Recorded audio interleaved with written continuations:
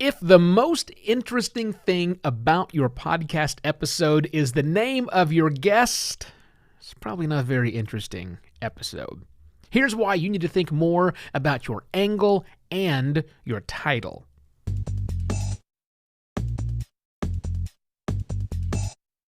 Hello and welcome to another Podcast Pontifications with me, Evo Terra.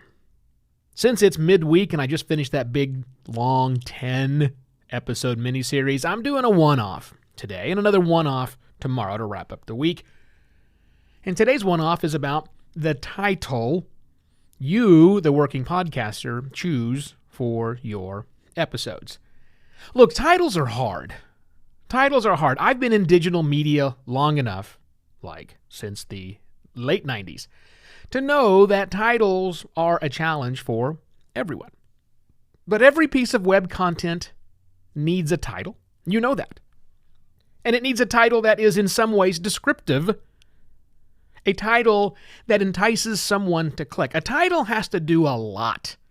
A title has a lot of jobs to do. And the title of your episodes also has those same jobs to do. It has to do a lot of work, which means you have to do a lot of work.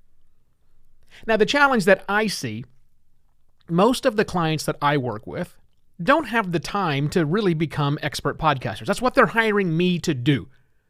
My company enables them to make a podcast easier, taking out all the technical stuff behind the scenes so they can just focus on their business primarily and also just making a real good show, and we take care of all the stuff behind the scenes. The problem with that is not a lot of people understand the art of titling a show. That's one problem. The second problem is they're taking bad advice about how titles are made and what they should do with their show. Or they're following popular shows that don't have to worry about making really good titles. So as I said to start things off, if the most interesting thing about the episode you're about to post is the guest's name, it's probably not a very interesting episode. And that may sound strange to you. Why, gee, Evo, wouldn't the guest's name be the thing that entices people to click and listen?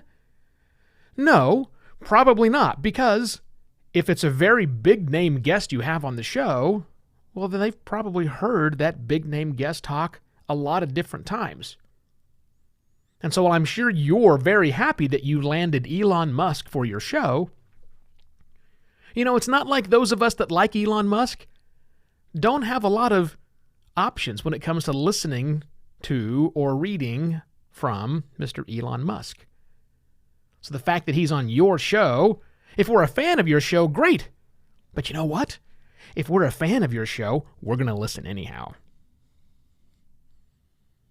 So just the name of Elon Musk isn't enough to entice somebody brand new to come to your show because Elon Musk is on a bunch of different shows. Or insert your other celebrity here. We are not spoiled for choice when it comes to listening to these. Now, clearly, if you have landed someone who is a recluse, who doesn't give interviews, exclusive type things like that, then by all means, knock yourself out. But the flip side of that is, what if your guest is just somebody who's not all that important, who you are trying to elevate the voices of the underrepresented? That's great. I think that's a laudable thing. You should totally do that. But that person's name isn't going to get anybody interested. If the name of your guest is the most interesting thing about your episode, then your episode isn't very interesting. Conversely, if you've conducted the interview or done your monologue show, this isn't all about interviews. I do a monologue show. If you've conducted the show, it's fully assembled, and then you go, I need to think of a really clever title so that I can get the maximum number of people clicking on this who aren't currently fans of my show. I want to get discovered by Google, so let me come with a very clever title, a clickbaity title for my show, this episode of my show that I just recorded. That's how bloggers work. That's how article writers work. That's how newspaper columnists work. Yes, they do think about the title afterwards, but not only afterwards. And also, the title has to match the contents of the page. So if you've come up with a real clever title that gives you all the high scores when you do the analyzing of the headline, but it doesn't match the contents, boo. Bad experience. So I think you need to think about the title before you ever sit down behind the microphone. But the title isn't enough. Just like the guest or the topic isn't enough. You need to know those two things. You need to know your guest or your topic of your episode. You need to have a title in mind. Me, personally, I write the title to my shows before I sit down behind the microphone. But before you can do that, before you can do any of that, you need to understand the angle. I got an angle. The angle is the most critical piece of information you can come up with. Now, I think about my angle more than anything else before this program begins. Before I sit down to record, I've got my topic. I then spend a lot of time coming up with my angle. And by the way, the word angle, if you don't understand that, and I've worked with a lot of publications over the years, and I know that a lot of writers who are new at this, a lot of content creators who are new at this, don't understand an angle. Right? A topic is the thing you're talking about, but the angle, we mean angle of approach. How are we addressing this topic? Head on? Are we telling a story in a linear fashion? Are we going to come in from behind and work our way around it? What are we doing? What is our angle of attack so that we can have a unique take on the particular topic? Another word for angle is take. Not your conclusions, but your angle.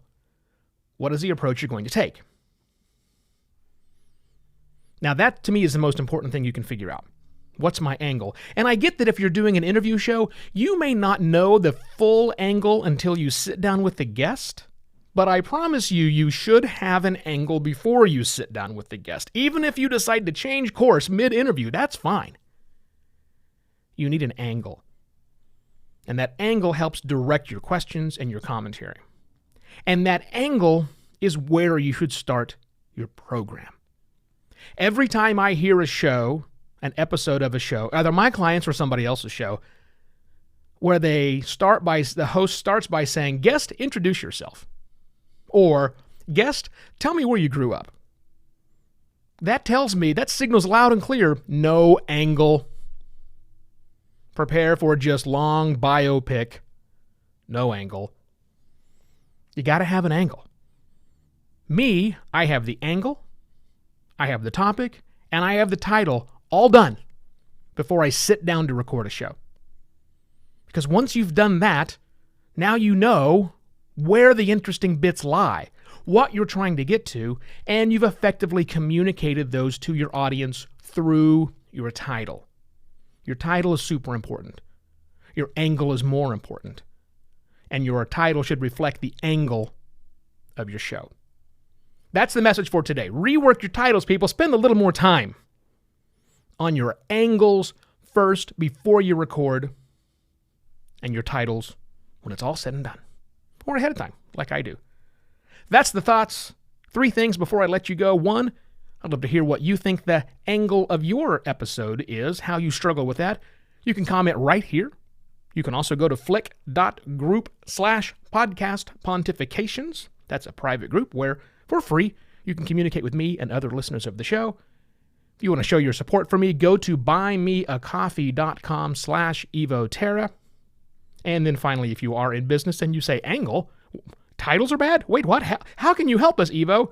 Get in touch with me, evo@podcastlaunch.pro, or go to podcastlaunch.pro to see a list of the services I offer clients all around the globe. That's it. See you tomorrow with another Podcast Pontifications. Cheers!